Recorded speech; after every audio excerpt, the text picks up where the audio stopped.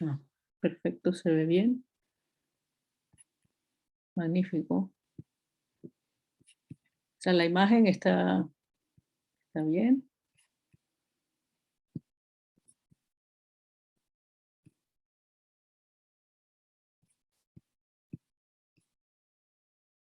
Y el audio, si puede decir algunas palabras.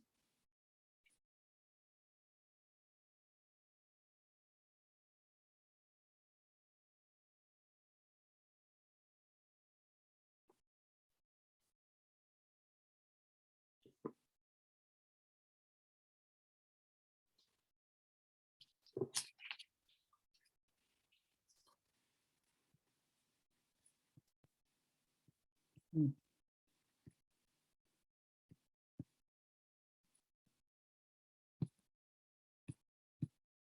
Si no oímos. Vamos a ver si...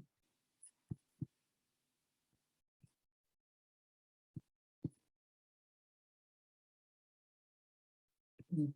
Sí, profesor Ochoa, tiene el micrófono desconectado, muteado.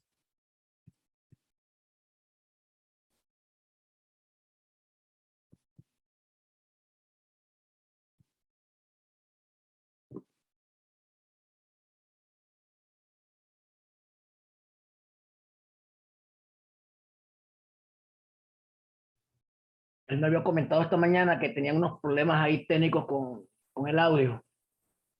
Ajá. Vamos a ver si se resolvió. Sí, bueno, veo que tiene el micrófono en rojo, por eso decía que...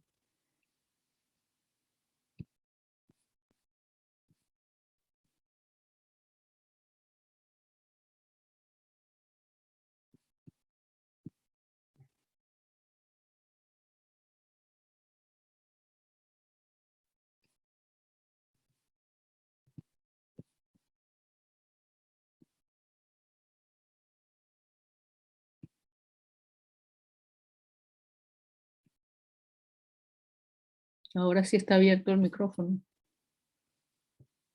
Ah, ¿me oyen? Sí, ahora sí. Ah, ok, gracias. Estoy tratando de organizar ahora las diapositivas. Muy bien, sí. Allá se ve bien. Se ve bien. Si oye bien, yo oigo bien, no sé los que están del otro lado. Ok, ya yo los estoy oyendo bien también. Exacto. Sí, se oye como un poco lejos, pero eh, mejor que no oír nada.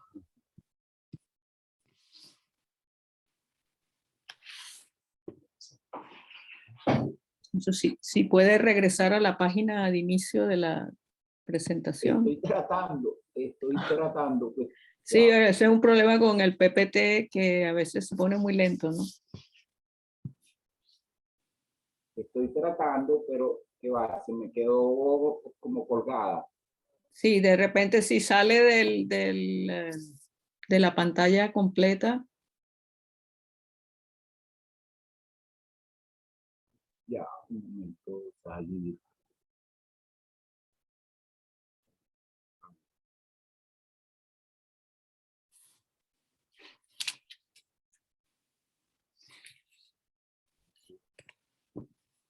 José Luis, cierra el archivo y vuelve a abrir. No, es que no me deja. Estoy tratando.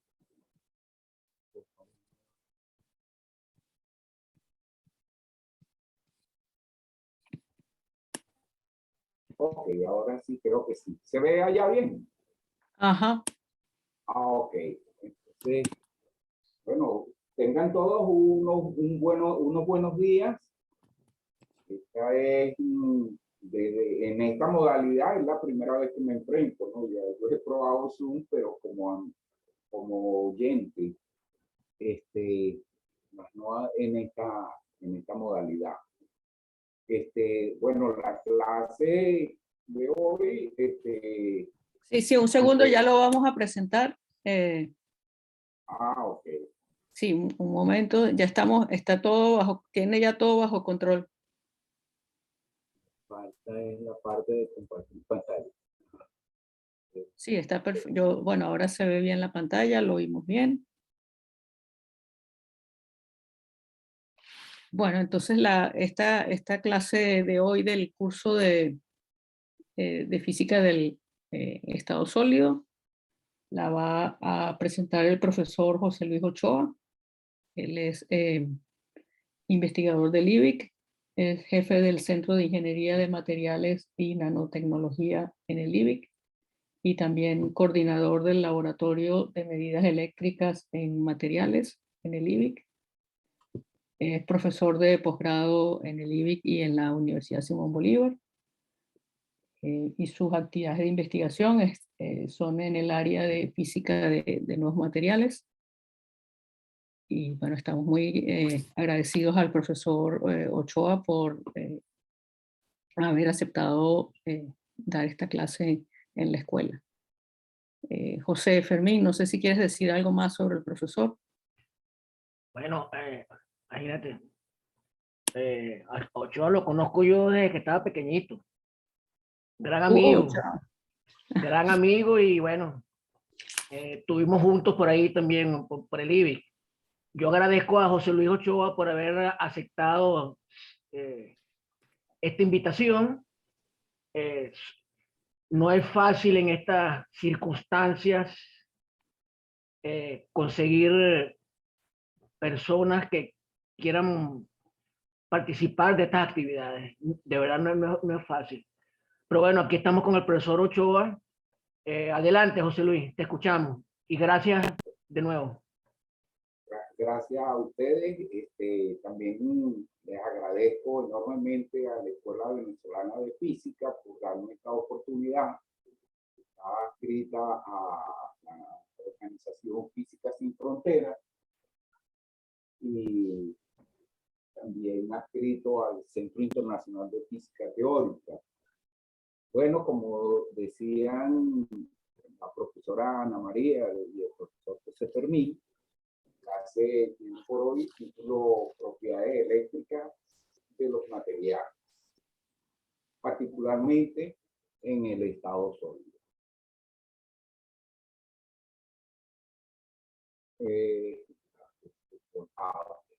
La finalidad de este curso, en primer término, es introducir a los estudiantes de física y de carreras afines en lo que es el área de propiedades eléctricas de materiales. El curso está estructurado en dos secciones o dos partes. Una parte que tiene que ver con conceptos fundamentales y algunos elementos teóricos importantes. La segunda parte se estudian los métodos, que sería algo así como algo práctico, los métodos para la medida de las propiedades eléctricas en estado sólido. Se estudia con ejemplo la relación de la propiedad. Esto incluye de una manera muy ligera elementos de microscopía. Con microscopía porque engloba todo lo que es microscopía electrónica y microscopía óptica o microscopía de luz.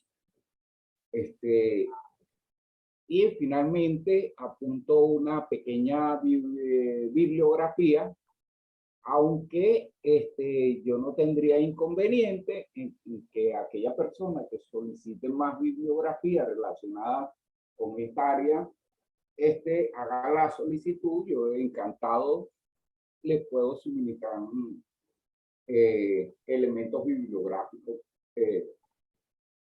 que atañen a esta temática. Bueno, comenzamos con la primera parte, que tiene que ver con algunos conceptos fundamentales y con elementos teóricos de interés general. Los materiales, en general,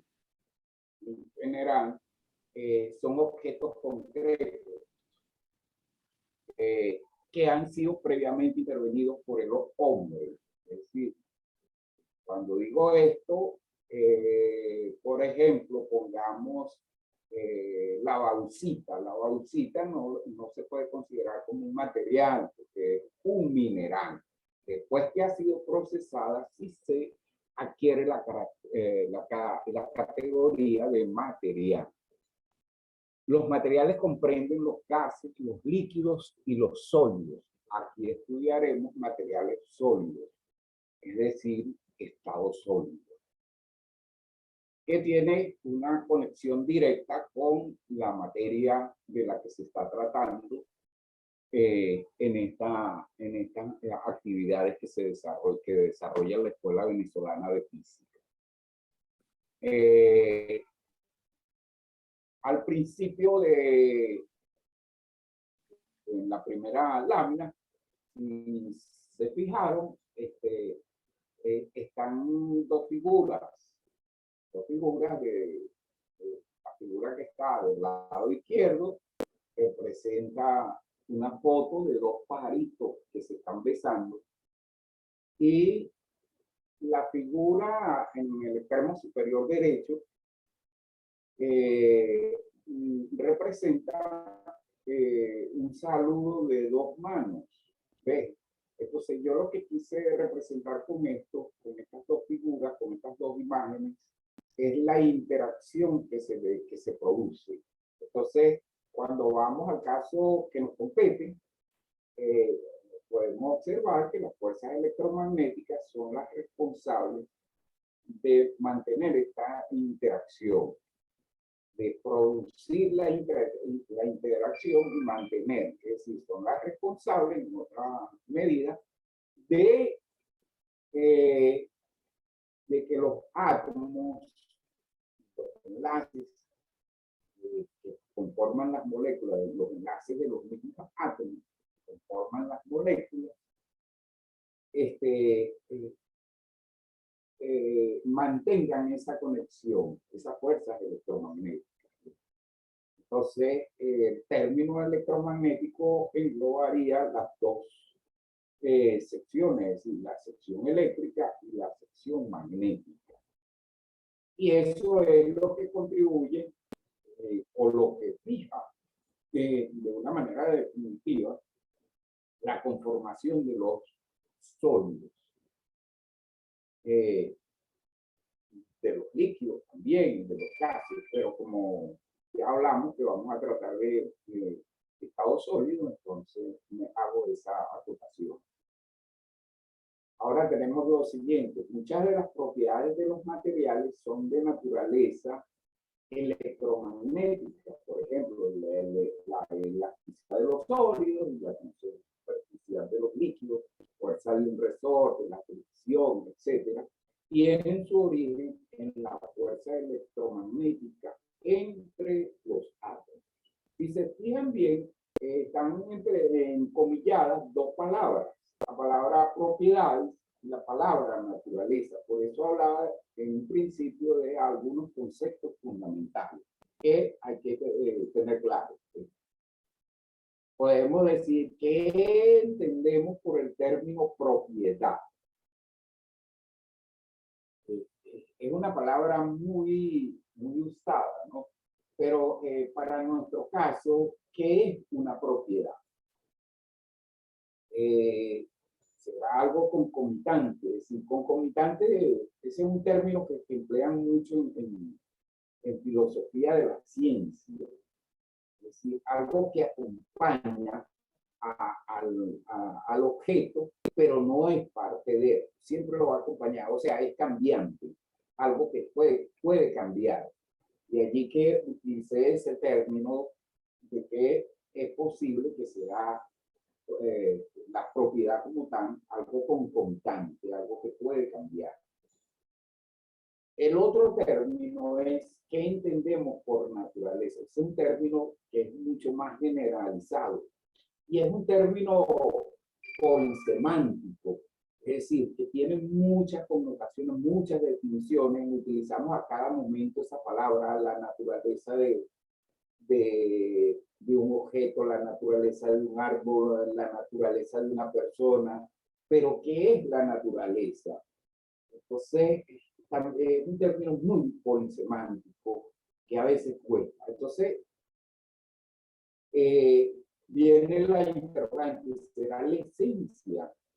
Ahí coloco, caso, empleando la tabla periódica, represento el aluminio.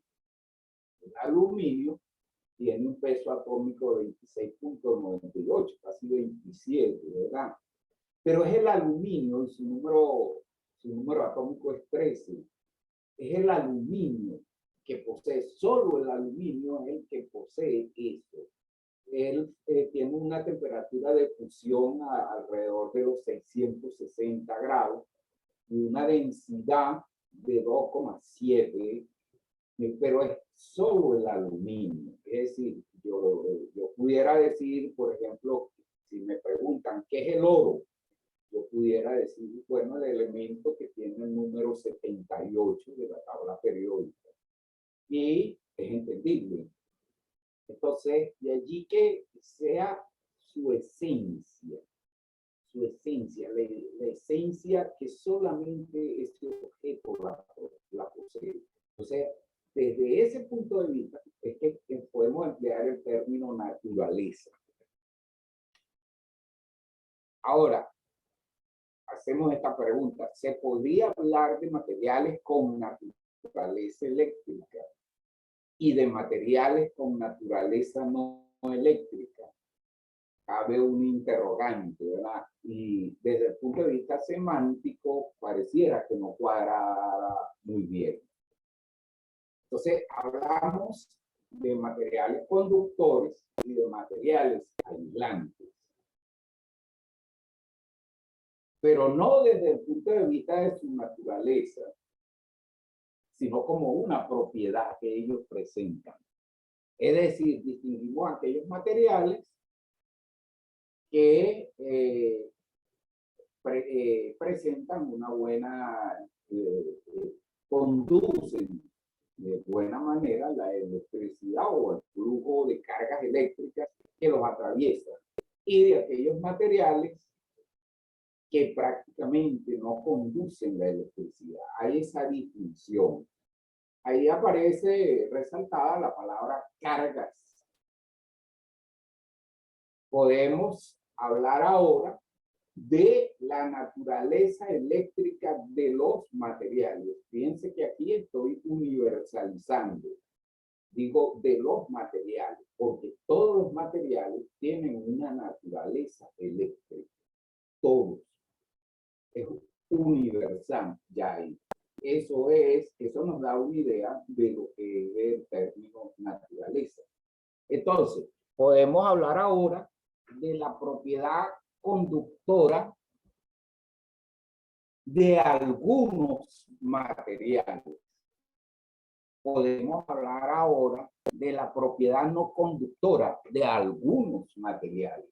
Ahí, anteriormente, estaba ubicado en lo universal de los objetos y ahora me voy a lo particular porque estoy utilizando el término algunos materiales. No es universal. Entonces, las propiedades tienen que ver con algo muy singular, muy particular, mientras que el término naturaleza tiene que ver con lo universal.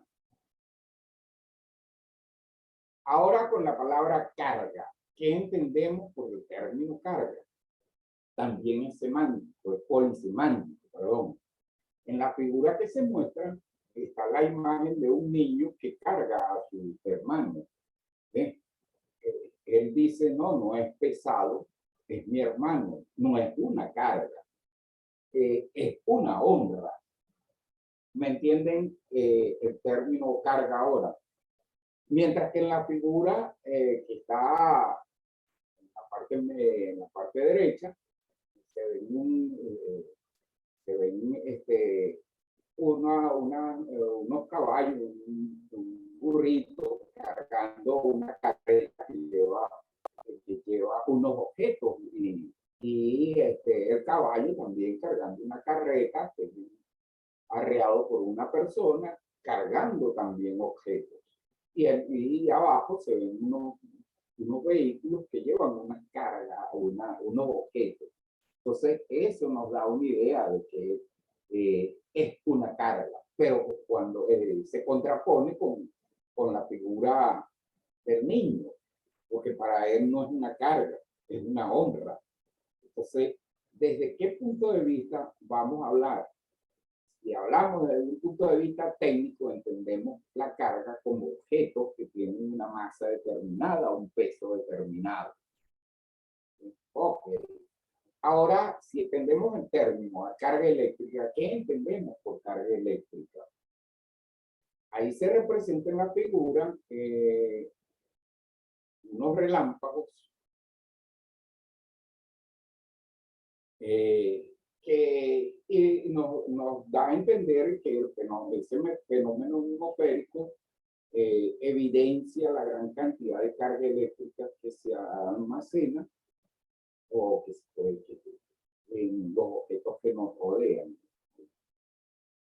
Después habría que explicar por qué se produjo eso. Lo que queremos es entender que el término carga eléctrica, todos los objetos poseen una carga eléctrica por su naturaleza eléctrica. Entonces, la neutralidad de la mayoría de los objetos en nuestro mundo visible y tangible permite el contexto.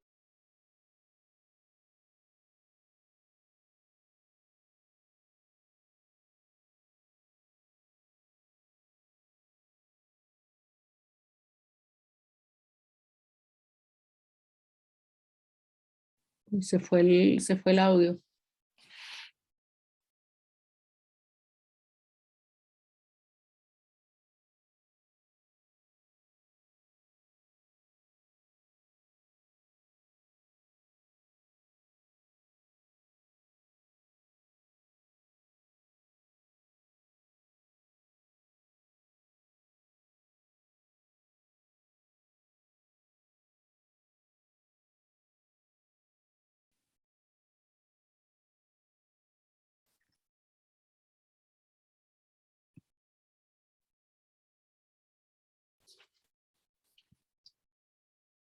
Bueno, ahora se fue también la imagen. ¿Será que tuvo problemas de electricidad? Porque él me viene diciendo que ya donde él vive, eso, la electricidad la corta casi todos los días. Vamos a ver.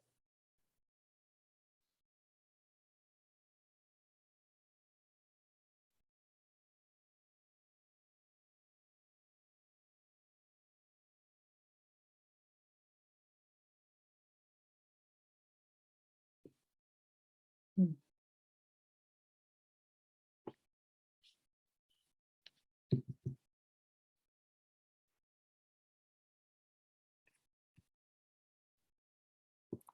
Bueno, esperemos unos minutos. Ya le escribí, a ver. Sí, el profesor había mandado el PDF de la presentación antes, pero bueno, yo lo mejor que podría hacer es ir pasando las transparencias, pero no podría explicarlas.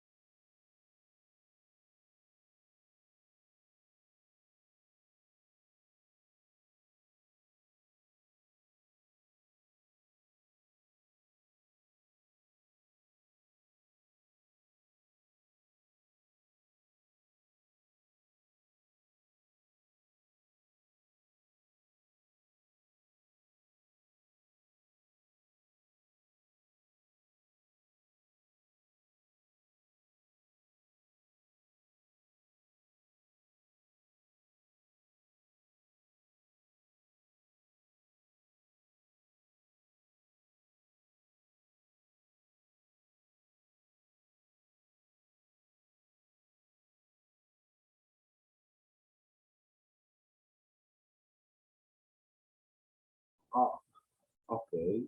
Ok.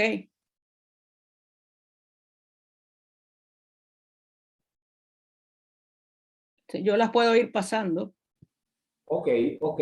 Estamos en la neutralidad de la carga eléctrica. Ah, ok, ya se restableció. ¿Me oyen? Ya Sí, está sí. restablecido. Ok. Entonces, estaba en la parte esta. Cuando decimos que un cuerpo está cargado, queremos decir que tiene un desbalance de carga. Ahí no. Y los cuerpos eléctricamente cargados ejercen fuerzas entre sí. Para explicar eso, decimos entonces que existen dos clases de carga. A una la llamamos positiva y a la otra la llamamos negativa. Es como una convencional, algo convencional, ¿no? Esto se resume en lo siguiente: las cargas del mismo signo se repelen y las cargas del signo contrario se atraen. Esta regla, una regla experimental, se conoce como la ley de la fuerza de Coulomb, una ley experimental. Ok, esta ley se expresa matemáticamente de la siguiente manera. Si se tienen dos cargas, Q1 y Q2, dos cargas puntuales, que están separadas por una distancia R, tendremos que la fuerza de atracción o de repulsión que se produce entre ellas se puede representar de la manera tal como se aprecia ahí. Fuerza es una constante multiplicada por el producto de las dos cargas y inversamente proporcional al cuadrado de la distancia de separación. En términos cero representa la permitividad eléctrica. Ok, abordamos ahora a otro elemento teórico, digamos, que tiene que ver con la ley de Ohm. Esta ley establece, vamos a ahondar mucho, ya previamente ustedes han visto cursos de electromagnetismo y de electricidad, ya esta ley está muy familiar, ¿no? La ley establece lo siguiente: que la diferencia de potencial delta V que se aplica entre los extremos de un material conductor eléctrico cilíndrico es directamente proporcional a la intensidad de la corriente I que fluye por el conductor. Esto es, delta V es proporcional a I. Esta ley, al suprimir el símbolo de proporcionalidad, se puede escribir como delta V igual a una constante R, o digamos un constante, o un parámetro constante R por la intensidad de la corriente. R representa aquí la resistencia eléctrica del material, y a su vez esta constante va a depender de la naturaleza intrínseca del material y de la geometría del material conductor que se esté estudiando, ¿no? Esta constante se representa de la siguiente manera: R, como lo dijimos, depende de la naturaleza intrínseca, que tiene que ver con un parámetro ρ, que se conoce como resistividad eléctrica, multiplicado por el cociente entre la longitud del conductor. Cuando hablo de longitud del conductor, me refiero a la distancia que hay entre los puntos donde se está aplicando la diferencia de potencial. Es esa distancia a considerar. Y dividido entre la sección transversal, el área de la sección transversal del material conductor. En este caso hablábamos de un conductor cilíndrico, entonces consideramos esa área. Puede ser de otra figura, ¿no?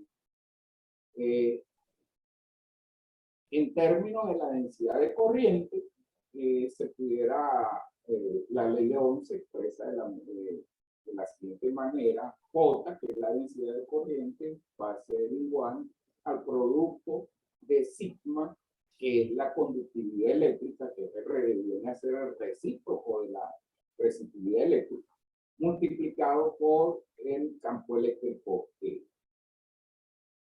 En esta figura se muestran unas curvas, si logran alcanzar a verlas, en el eje vertical o eje de las ordenadas se representa la resistividad eléctrica, y en el eje horizontal o eje de las abscisas se representa la temperatura. Las curvas lo que expresan es la variación lineal de la resistencia eléctrica de algunos metales con la temperatura. Hay una linealidad ahí, pero es específico, que más adelante lo vamos a ver, de los metales, de algunos metales, este comportamiento. Ok, en resumen, con respecto a la ley de Ohm, tenemos que la ley de Ohm es una ley simétrica, no es una ley causal. ¿Por qué digo que es una ley simétrica?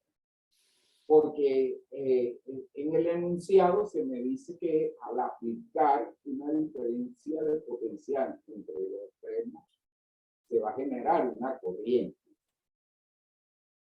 Y esa corriente es medible.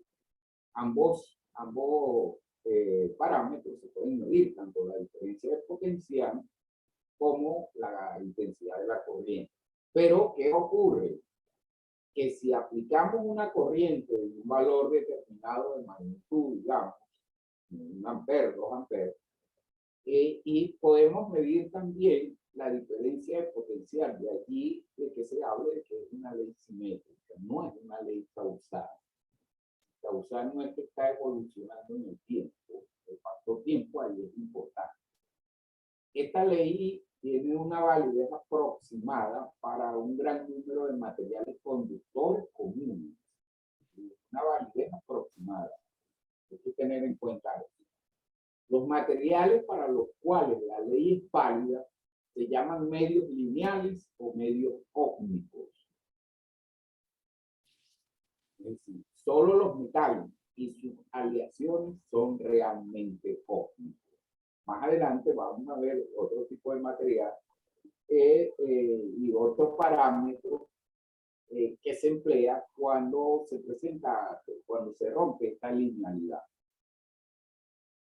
En base a todas estas limitantes y restricciones, para un caso general, se puede sustituir la expresión anterior por otra expresión similar a ella, que es que la densidad de corriente viene a ser igual al parámetro sigma, que es conductividad eléctrica, por el campo eléctrico. Pero, ¿qué ocurre?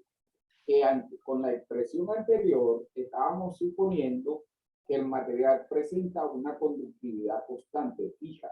Aquí, con esta nueva expresión, se aprecia que esa conductividad del material y por lo tanto su resistividad van a estar variando con, en este caso, con el campo eléctrico. Y más adelante veremos que no solamente varían con el campo eléctrico, también varían con la composición del material, con la temperatura y otros factores, ¿no?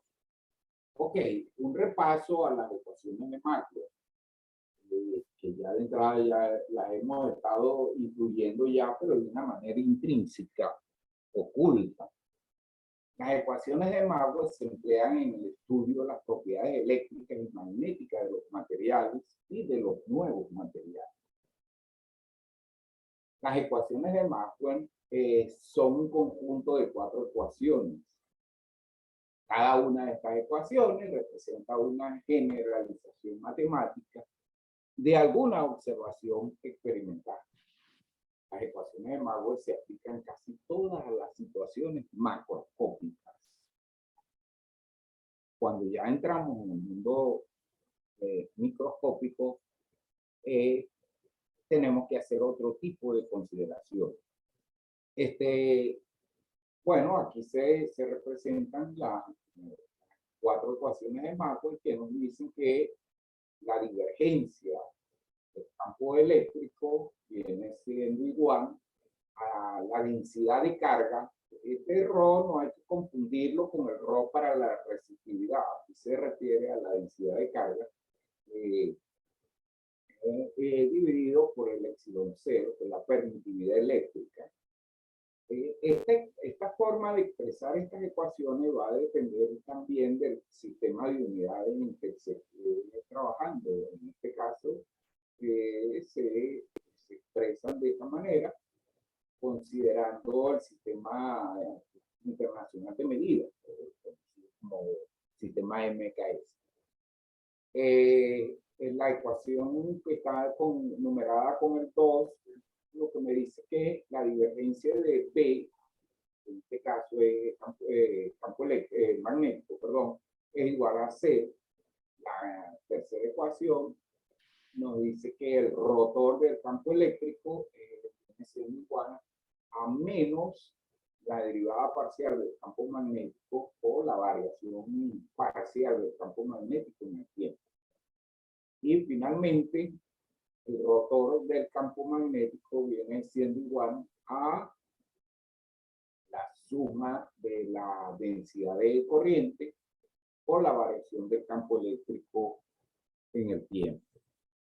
Ok, resumiendo, la ecuación 1 representa la ley de Gauss, que a su vez se deduce de la ley de Coulomb.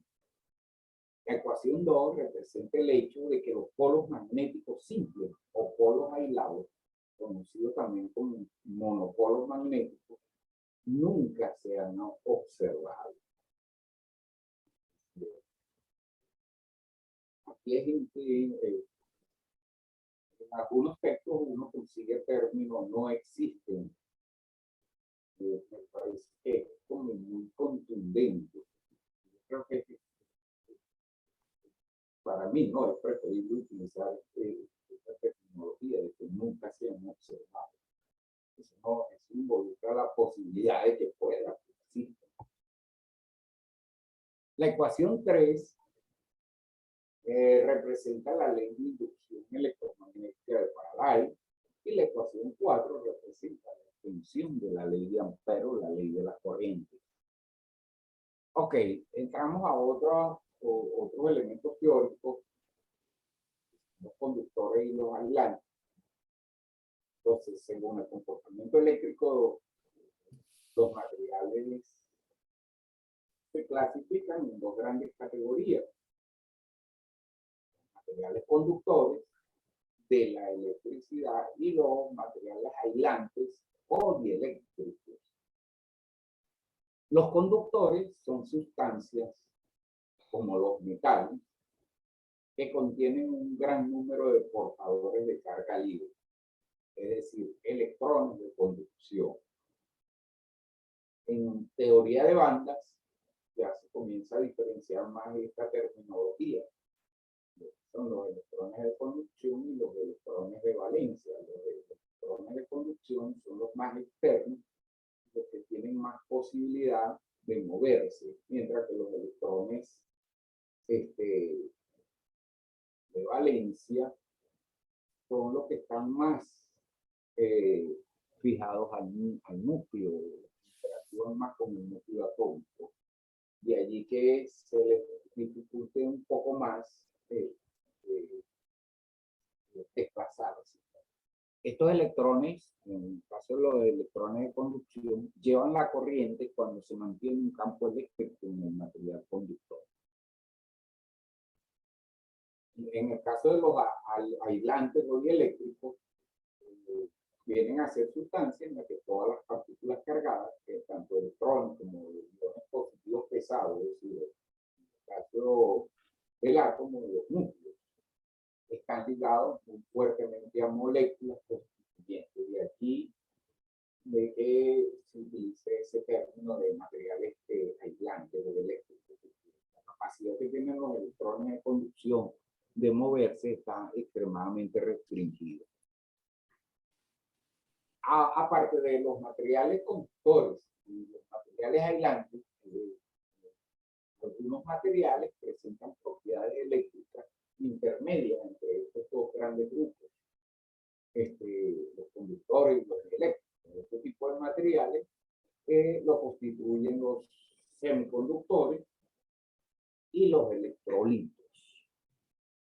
En el caso de los semiconductores, ellos, ante la presencia de un campo eléctrico, se comportan casi como los conductores, pero su respuesta de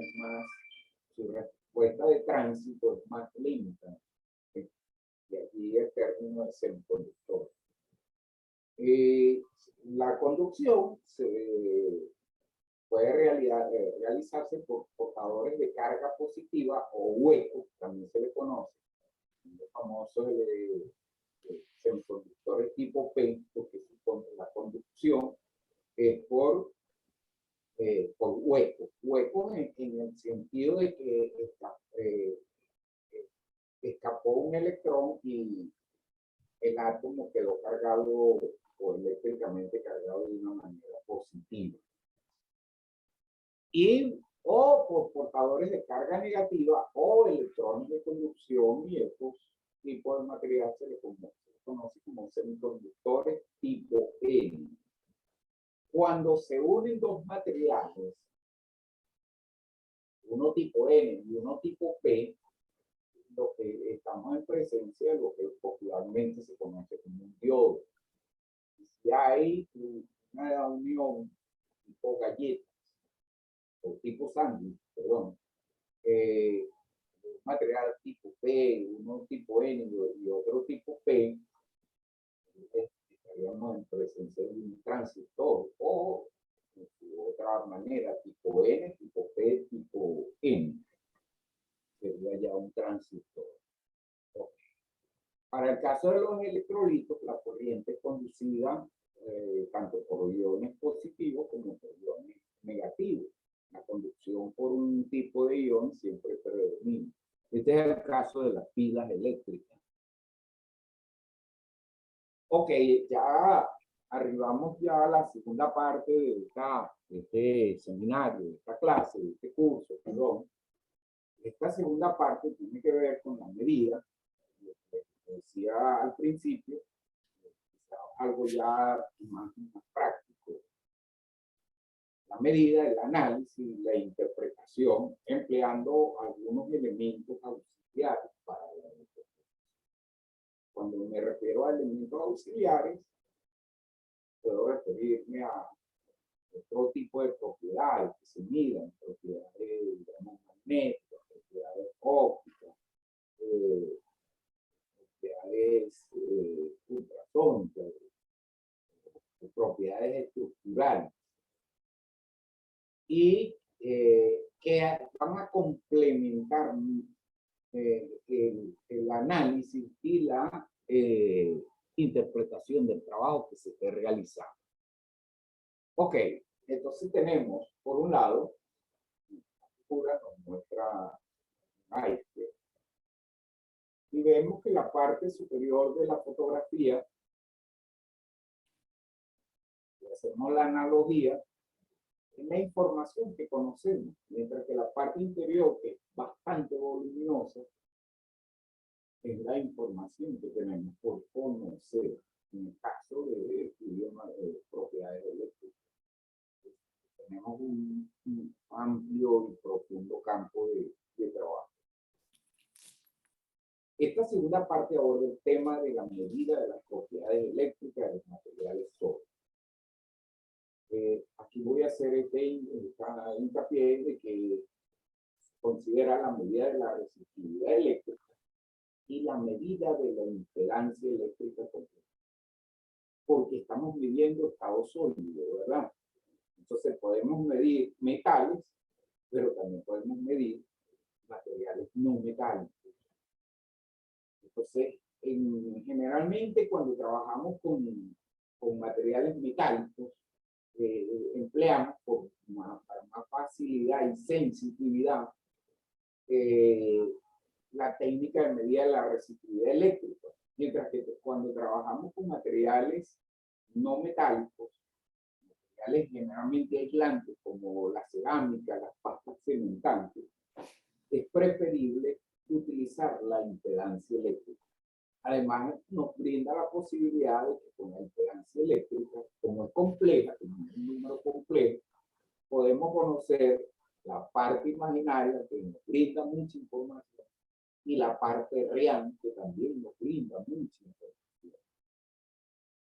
Esto no quita que la impedancia eléctrica no se utilice para la medida de materiales metálicos, también se utiliza. Y entre estos dos parámetros existe la facilidad, digamos, de que ellos emplean, se puede emplear la misma técnica de medida o el mismo método, que lo vamos a ver más adelante. Entonces, a partir de estos dos parámetros, es bastante amplia la información que se puede extraer relacionada con muchos fenómenos físicos en estado sólido y con la microestructura del material. La resistividad eléctrica de un sólido puede ser determinada experimentalmente sin mucha dificultad y es usada como una herramienta de investigación de fenómenos de microestructura. Esto incluye el estudio de defectos, procesos de precipitación, orden de corto y largo alcance, lo que se conoce como separación de fases, y la determinación de composiciones críticas cuando se trabaja con, cuando se están estudiando las diversas transformaciones microestructurales. Estos estudios hacen uso, esto es importante, muy importante, hacen uso de la sensibilidad, lo sensible en este caso, de los procesos de dispersión de los electrones de conducción por detalles microestructurales. De allí que se emplee esta técnica de la resistividad eléctrica. Aquí se muestra curvas, son bastante ilustrativas del caso de las propiedades en este caso, de los metales, ¿no? No metales. En el eje de las ordenadas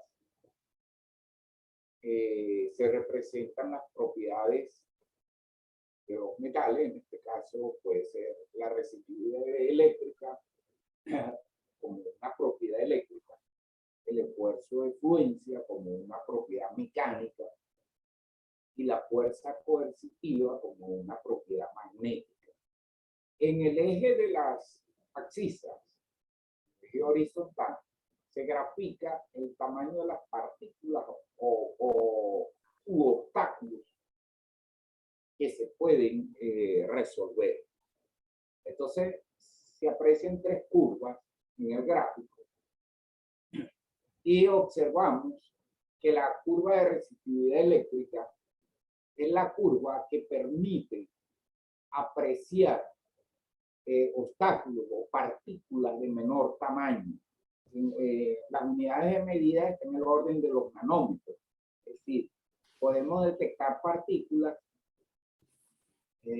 menores que 10 a la 3 nanómetros, 10 a la 2. Entramos en la banda de la nanometría.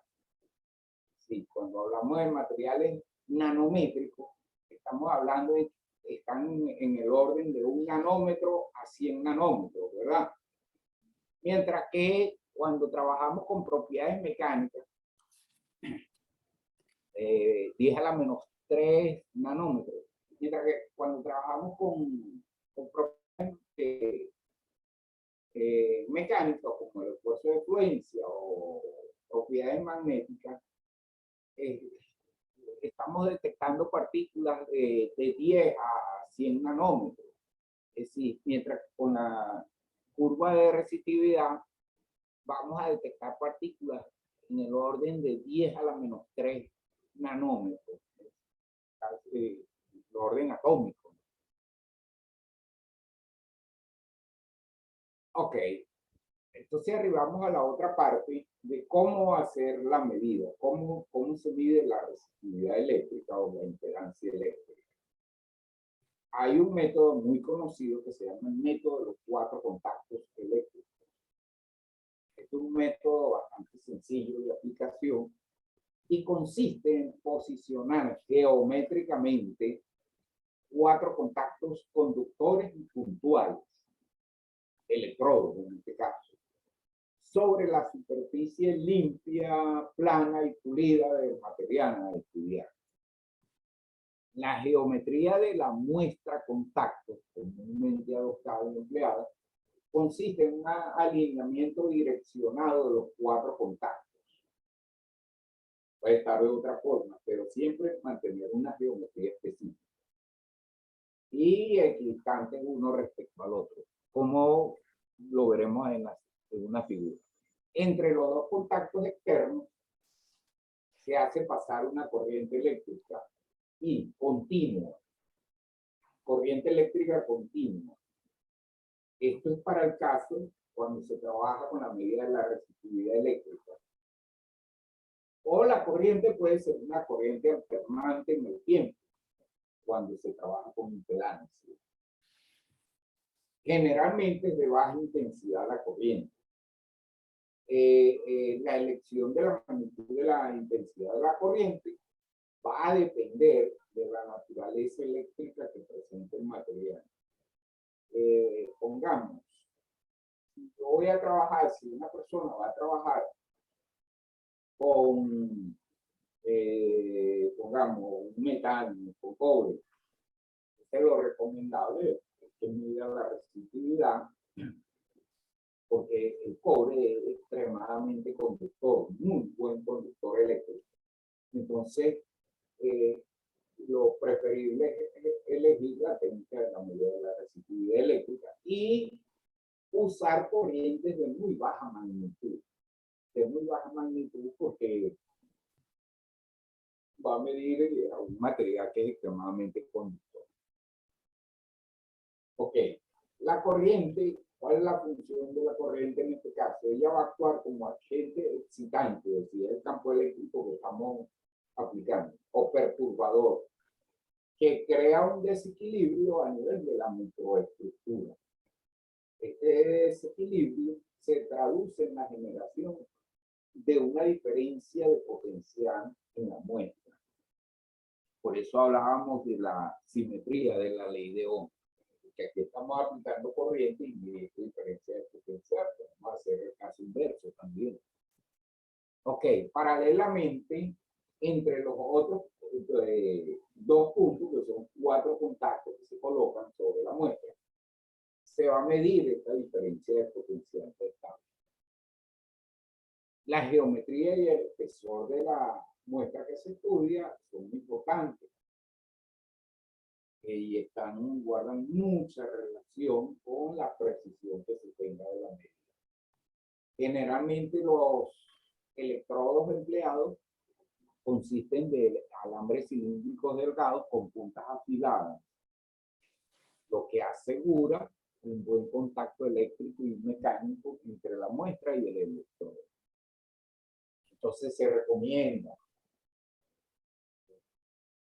que los electrodos sean un material de buena conducción eléctrica y de apreciable resistencia mecánica. Esto porque se mantienen a presión. Y algunos electrodos pueden ser de oro, de plata, de platino, de cobre, de aluminio, de grafito y de algún tipo de aleación que sea muy bueno, sea buena conductora. Este método se muestra esquemáticamente en la figura.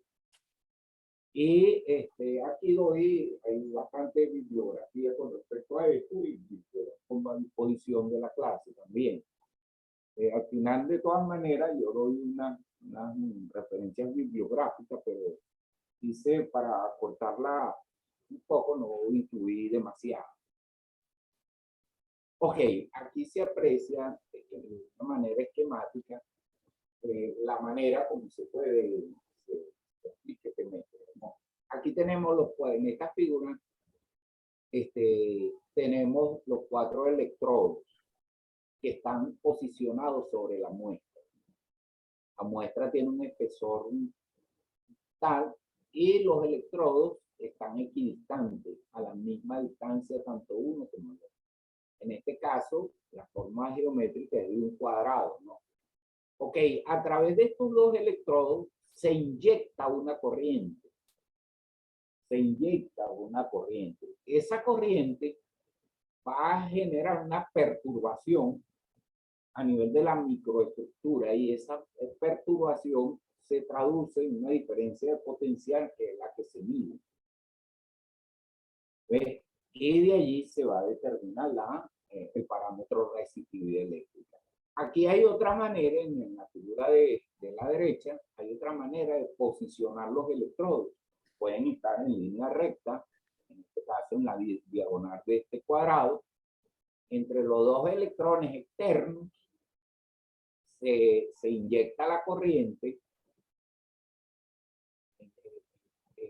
entre este y este, los más externos, se inyecta la corriente y los dos electrones más internos miden esa diferencia de potencial. Ok, ahora pasamos a otro tema, pero dentro del mismo ítem de resistividad eléctrica. Son los modelos clásicos que aplican esta propiedad eléctrica. ¿Y qué se obtienen de esos modelos? Hay muchos, pero quizás muestro esto, el modelo del Bloch, en forma bastante resumida, estudia las perturbaciones de la periodicidad atómica en la estructura cristalina de la red. De ahí hay que meterse un poco con mecánica cuántica y con microscopía también. El modelo de Lindbergh estudia la diferencia de valencia entre el soluto y el disolvente. En este caso, cuando trabajamos con aleaciones metálicas sólidas o soluciones sólidas también se puede. Entonces, si queremos hacer algún estudio acerca de las valencias que presentan el material.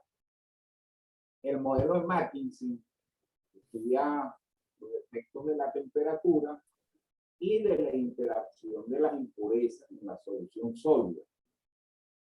El modelo de Norden estudia la dependencia directa con la concentración de soluto en una solución sólida binaria.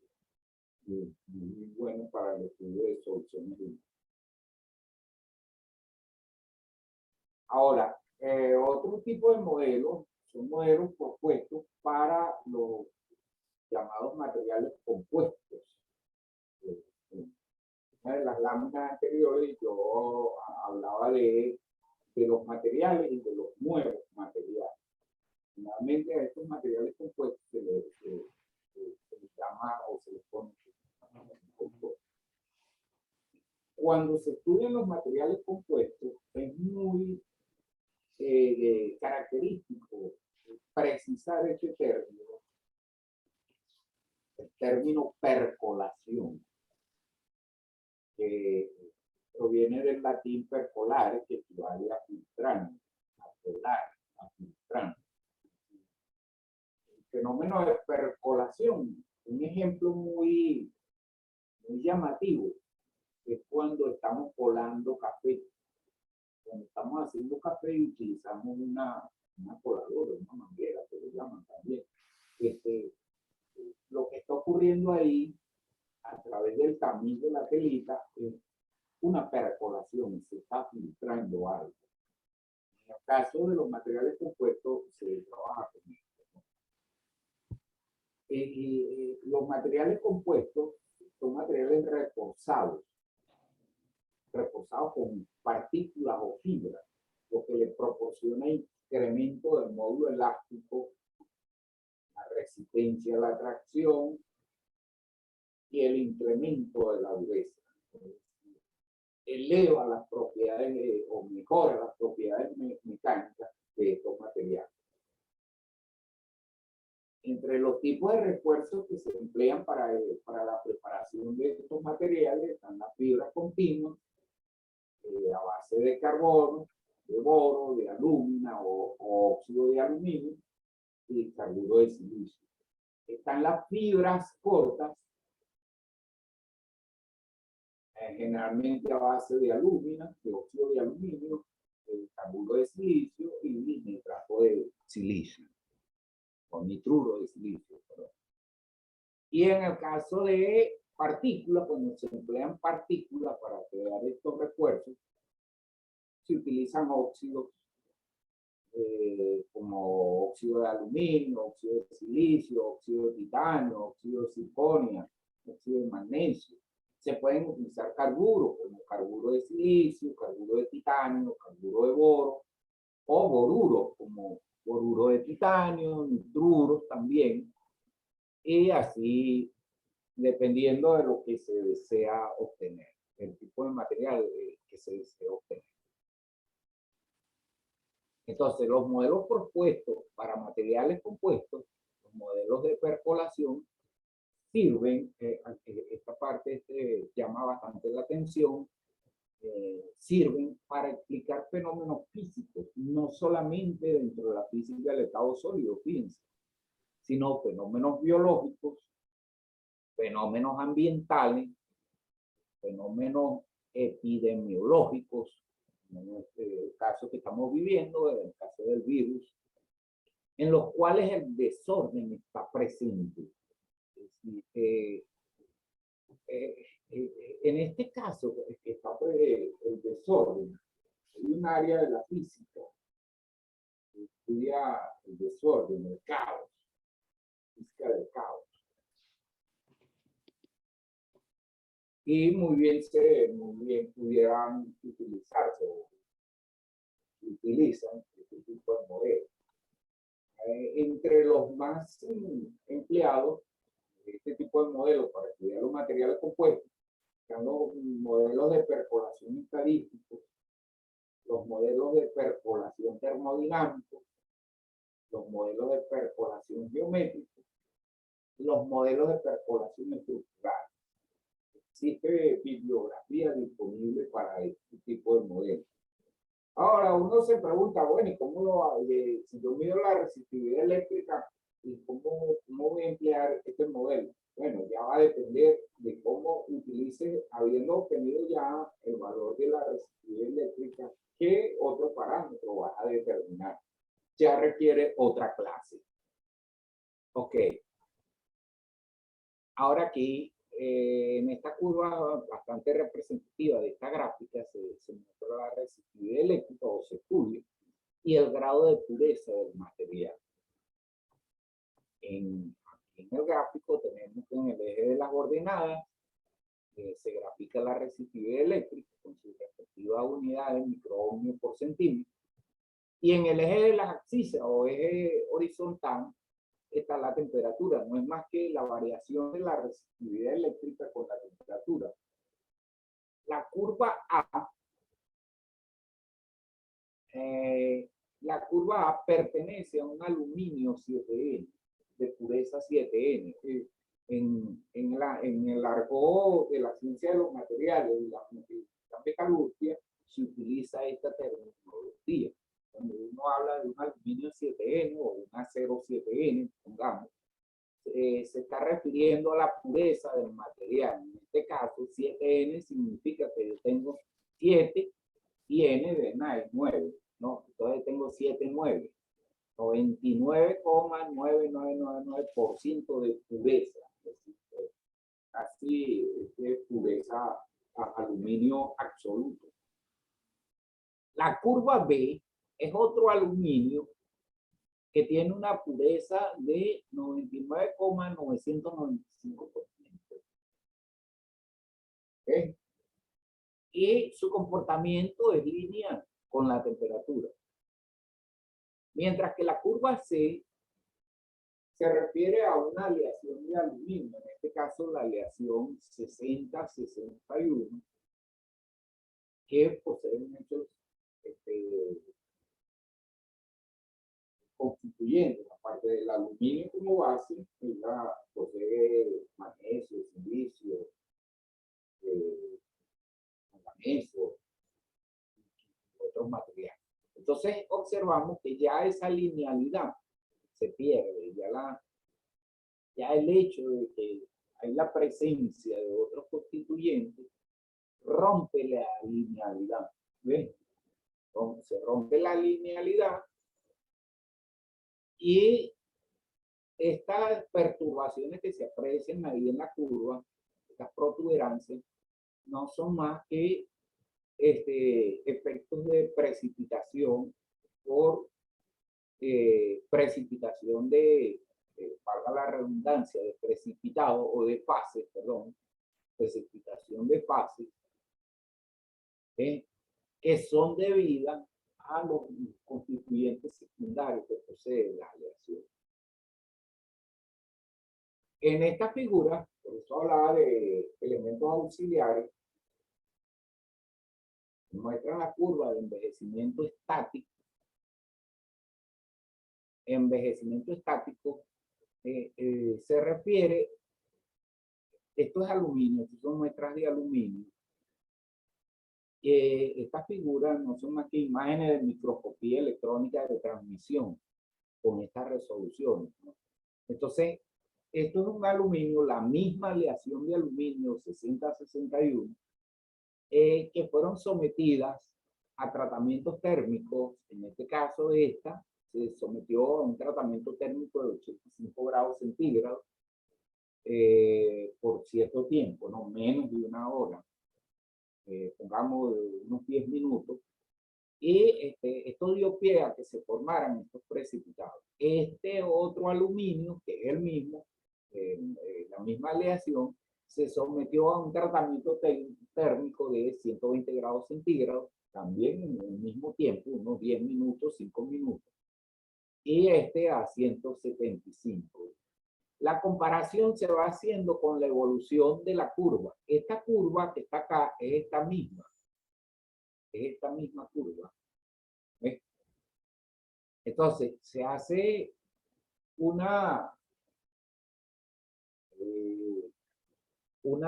interrelación entre la microestructura que se forma a las diferentes temperaturas, en este caso a 85 grados para la curva, y yo me ubico acá donde tengo el cursor. A 120 estoy acá, a 175 estoy en esta región. Entonces, estas tres curvas se refieren a esta región de la curva de agresividad. Es también conocida zona de formación de la zona GP.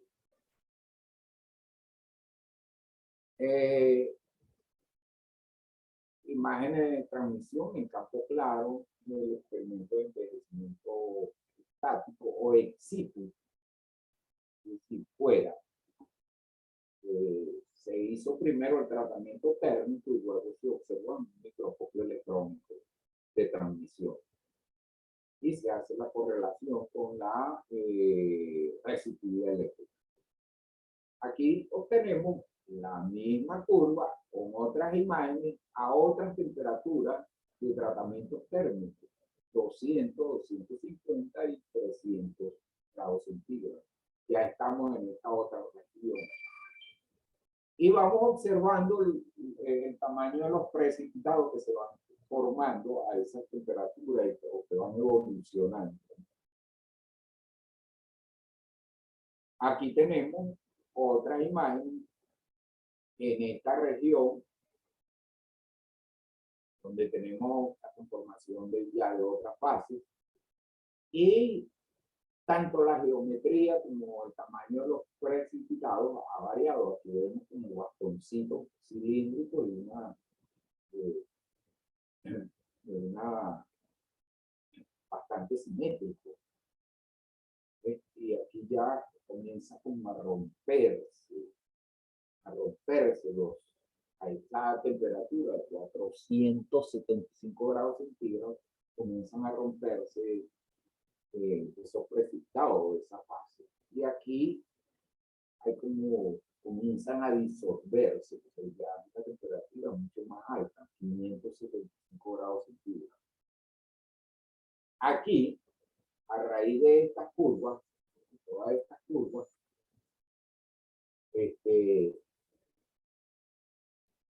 se midió el tamaño de los precipitados, de las fases, y se graficó en función de las temperaturas a las que pueden surgir.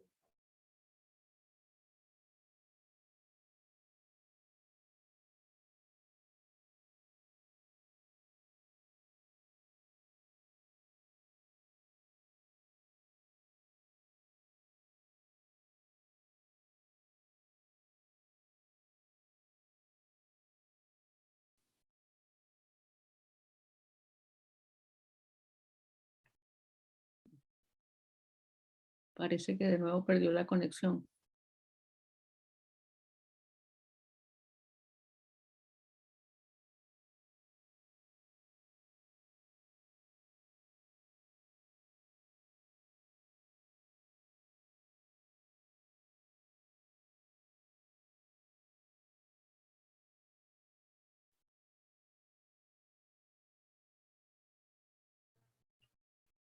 Sí, perdió la conexión. Bueno, esperemos unos minutos a ver si no, le quedaban unas pocas transparencias.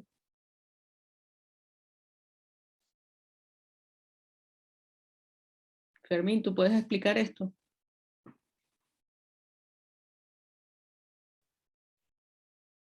Bueno, yo no soy experto en este tipo de, aunque he trabajado con materiales parecidos, no soy experto en este tipo de análisis. Ahí está. Ajá. Ya lo recuperamos. De nuevo el micrófono lo tiene. Prende el micrófono, Ochoa. Lo tienes en rojo.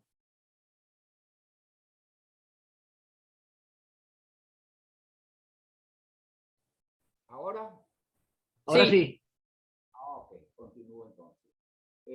Ok, entonces decía lo de la curva, cómo va evolucionando el tamaño de los precipitados, ¿ves? En función de la temperatura. Ok, otra vez se volvió a acordar. Ok. Oh,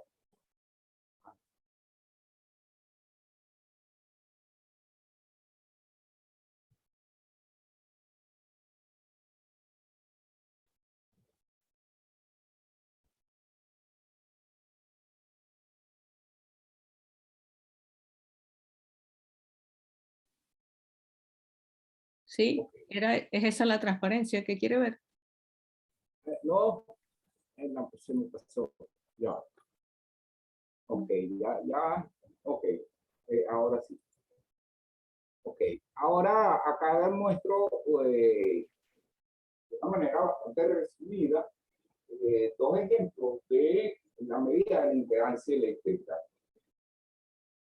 Para la determinación de la impedancia eléctrica compleja, veo una expresión de la forma dada por esta ecuación. Z en función de la frecuencia angular es igual a la diferencia de potencial dividido por la corriente, donde omega representa la frecuencia angular o frecuencia cíclica.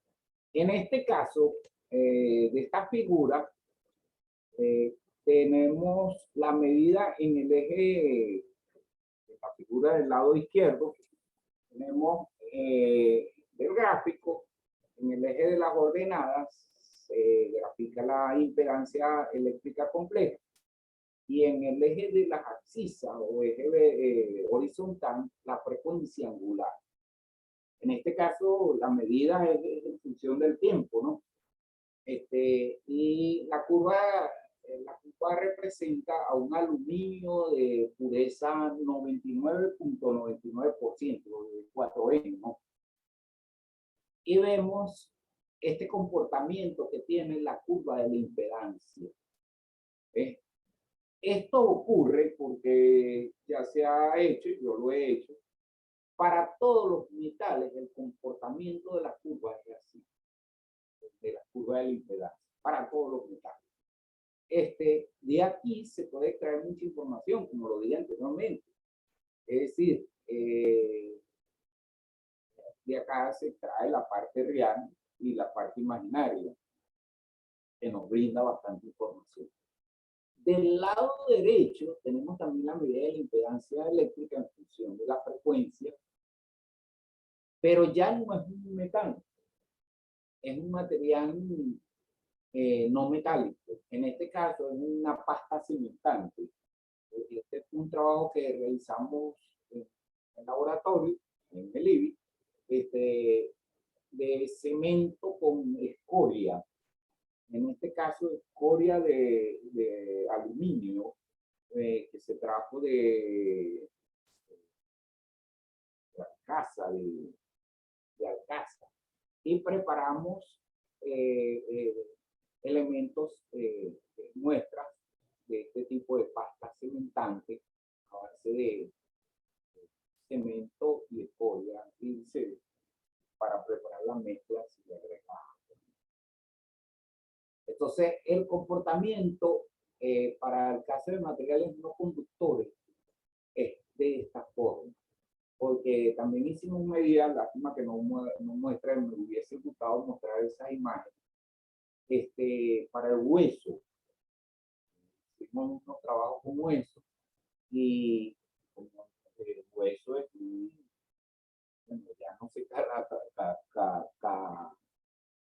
catalogaría como un material, objeto, ¿no?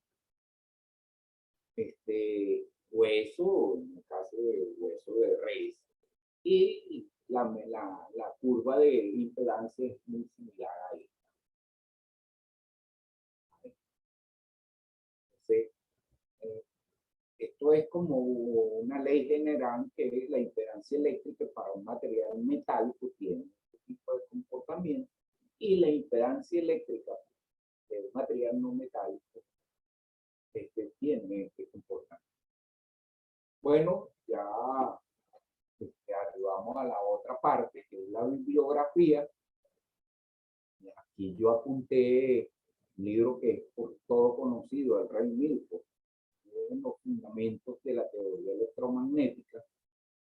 También apunté un libro que también es muy bueno, de Rossiter, la resistividad eléctrica de metales y aleaciones, muy bueno, tiene bastantes elementos teóricos que son muy importantes, sobre todo las personas que trabajan mucho con fenómenos de orden, desorden, y con orden de corto alcance y orden de largo alcance, fenómenos de precipitación en aleaciones metálicas. Eso sí se refiere a puro metales y aleaciones metálicas. Y también está el de Abrikosov, Fundamentos de la Teoría de Metales. Muy bueno este libro, muy bueno. Además de que Abrikosov fue premio Nobel en el Premio Nobel de Física en el 2003, creo que fue el Premio Nobel de ruso. Trabajó con fenómenos de magnetismo en materiales, específicamente en materiales superconductores. Y hizo una gran contribución al estudio de este tipo de materiales. Y bueno, estas son unas publicaciones mías donde yo aquí las apunté porque doy una explicación de la metodología de cómo medir la resistividad eléctrica en aleaciones, en aluminio. En este caso apunté esta, la de aleación, que he trabajado bastante con este tipo de aleación, la aleación de aluminio 6061. Esto fue publicado en la revista Materia, que es una revista brasileña muy buena en el ámbito de los materiales. Acá también tengo otra publicación acerca del carácter viscoelástico del aluminio cuando está sometido al efecto de la temperatura y cómo va cambiando la microestructura. También fue publicado en la revista latinoamericana de Metalurgia y Materiales. Y otra publicación también de la revista latinoamericana de Metalurgia y Materiales acerca de acerca de la transformación microestructural in situ Esta es muy importante y su correlación con la resistividad eléctrica, porque aquí se va midiendo dentro del mismo microscopio, la muestra se somete a calentamiento y se va tomando todas las imágenes a las diversas temperaturas por las que va pasando y se van observando los precipitados, cómo va evolucionando, cómo van evolucionando las fases presentes en este tipo de aluminio, de aleación. Bueno, esto era toda la clase, espero que les haya gustado. Aquí les traigo también algo de este pensador, Wilhelm Reich, el amor, el trabajo y el conocimiento, la fuente de la vida, y por lo tanto deberían gobernar. Gracias por su atención.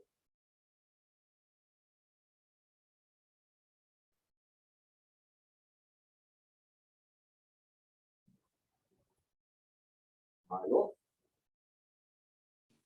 Gracias, muchas gracias por sus clases, profesor Ochoa.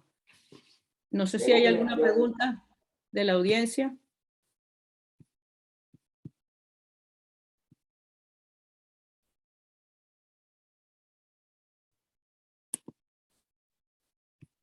No, a mí me gustaría saludar de nuevo a mi amigo Ochoa y agradecerle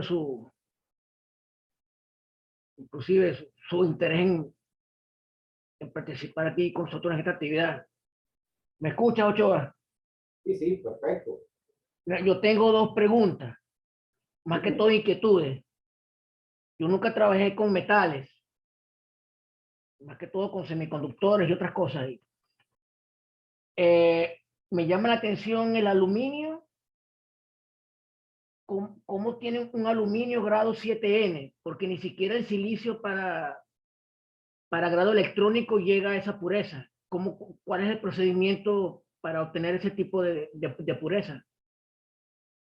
No, en sí no es que lo preparamos, ¿no? Eso fue comprado, el aluminio comprado, lo que fue comprado es alemana.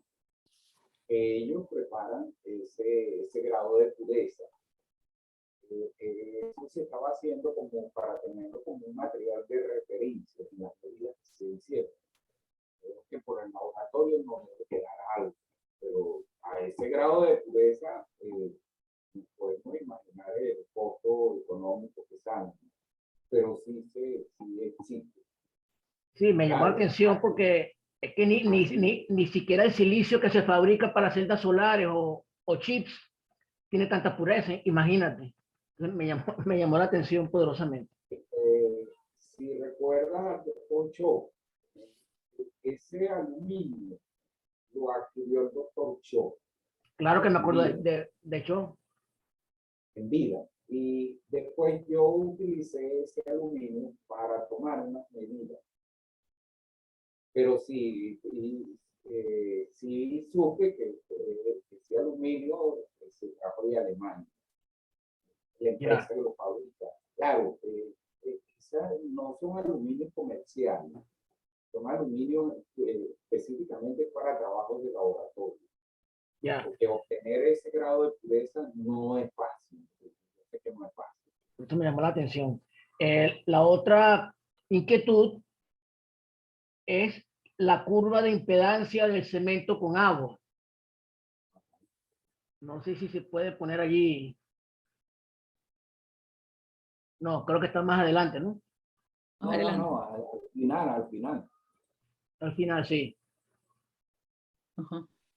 Ajá, la de la derecha. Volviendo al silicio, en la primera fase de obtención del silicio, se obtiene una cosa que es como una mezcla de un cemento con silicio, vidrio, carbono y otras cosas. Y la curva de impedancia que sostienen es parecida. Ahora, lo que no sé es cómo hacen esas medidas. ¿Cómo hacen esas medidas? O sea, tú me dices que de ese material que me están nombrando, midieron la impedancia y obtuvieron una curva similar a esta. Ahora, me vas a disculpar que la pregunta y usted tenga que responder, pero te voy a hacer una pregunta. ¿Ese material que prepararon ustedes es metálico? No, que cuando te estoy hablando de las muestras de silicio, el metalúrgico, que aquí en Venezuela no se procesa el silicio metalúrgico, lo trajo un canadiense y se le hicieron unas medidas en Maracaibo y se obtuvo una curva parecida. Ah, ok. De silicio. Bueno, pero el silicio, su comportamiento es casi aproximado a un material conductor, pero no. Por eso, pues no era un silicio, era dióxido de silicio mezclado con un montón de cosas ahí. En el primer proceso de obtención del silicio, hay un proceso químico que lo que obtienes una piedra que es como unos cubitos metidos en cemento. Y eso tiene un montón de impurezas. Y cuando yo vi esta curva que tú mostraste, me llama la atención porque es parecida, es similar. Ajá, aquí la tengo. Ajá, la curva que está del lado derecho. Ajá, ustedes están haciendo esas medidas todavía en el IBIC. Sí, sí, sí. Hubiese sido, me van a disculpar esa, pero hubiese puesto esta también, aparte de esta, la de un hueso. La de un hueso, y son muy similares. La forma, fíjate lo siguiente, que para un metal, en la curva del lado izquierdo, para un metal a temperatura ambiente, su impedancia es equivalente a su resistencia, a su valor de resistencia, bajísimo. Mientras que a medida que va avanzando, que voy aumentando la frecuencia de la señal, aquí se mantiene el voltaje igual. Fíjate que se le aplica un voltaje RMS, un voltaje eficaz de 2 voltios. Y hay que tratar, las dificultades a veces que uno se consigue en un laboratorio, que hay que tratar de que ese voltaje se mantenga constante. Tanto el voltaje como la corriente, cuando se mide impedancia eléctrica, tienen que mantenerse constantes. Entonces, ahí lo que va variando, para el caso de lo que se va a variar es la frecuencia de la señal.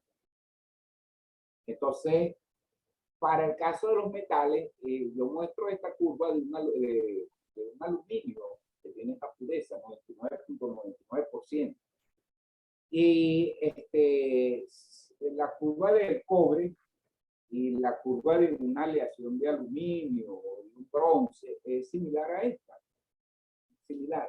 Y en el caso de materiales no metálicos, las curvas son similares a esta. Y cuando nos vamos a temperatura ambiente, claro, todas estas son hechas a temperatura ambiente, pero a baja frecuencia, perdón, o a la frecuencia doméstica. La impedancia que se mide para el caso de los no metales es altísima.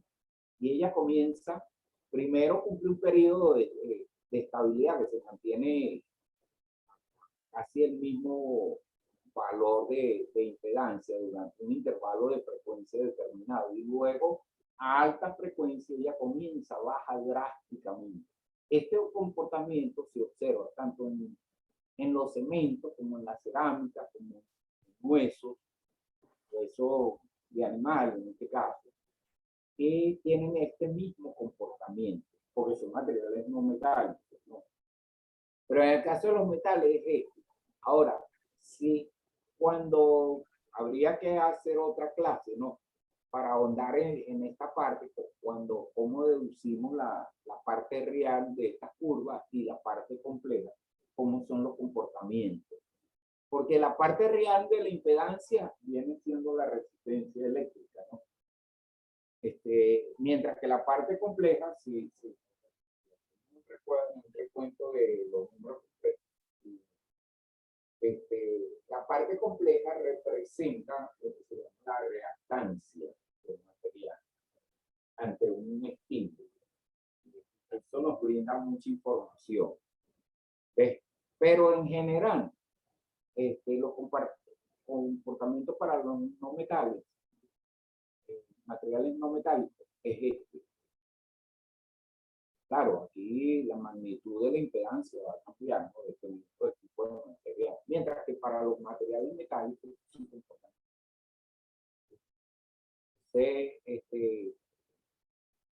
Si tiene eso, incluso, bueno, eso sí no lo he logrado hacer, no lo he hecho, ¿no? Esta propiedad o mineral, bauxita o mineral de hierro, no sé. Gracias, Ochoa. Estaré en contacto contigo. Ok. Si consigo un pedazo de eso que te dije, te lo envío. Ok, perfecto. Lo medimos, no hay problema. Bueno, Gracias, hermano. Un abrazo y gracias por tu clase y tu participación en el evento. Ok, no hay más preguntas. Bueno, si no hay más preguntas, a ver. Si no hay más preguntas, yo creo que podemos cerrar entonces la sesión por hoy. Muchas gracias, profesor Ochoa. Ya tenemos sus láminas, las vamos a publicar para todos los estudiantes. Ahí se los voy a enviar en PDF. No, ya lo tenemos también en el PDF convertido, gracias. Sí. Esta tarde hay otra sesión, ¿no, Ana? Sí, esta tarde está la sesión de Cristian Álvarez. Estén pendientes que Cristian mandó también unos archivos para usar en la práctica y Mildred los está preparando para que los tengan todos. ¿Quién va a moderar esa? Bueno, si tú puedes estar, Fermín, yo voy a estar. No, Pero, yo voy a ya estar, sabes, porque por ahorita favor, voy a sí. una clase a la 1, pero a las 2 estoy listo. Perfecto. Sí, porque yo de difracción de rayos X no sé mucho. Ah, ¿verdad que no? Cristian es el de Bogotá. Sí, sí, sí. Sí, Ya lo había mencionado David. Ujú, Sí, sí, ujú. ahí estaré, tranquila. Bueno, entonces nos vemos más tarde. Sí. Descansa un poco y nos vemos. Gracias, profesor Ochoa. Gracias, Ochoa. Estamos en contacto, Bueno, hermano. Un gracias a abrazo. ustedes. Muchas gracias a todos. Gracias. Ustedes cierran entonces por ahí. Sí, Ana María, tranquila. Bueno, Muchas bueno, gracias. hasta luego. Hasta luego. Chao.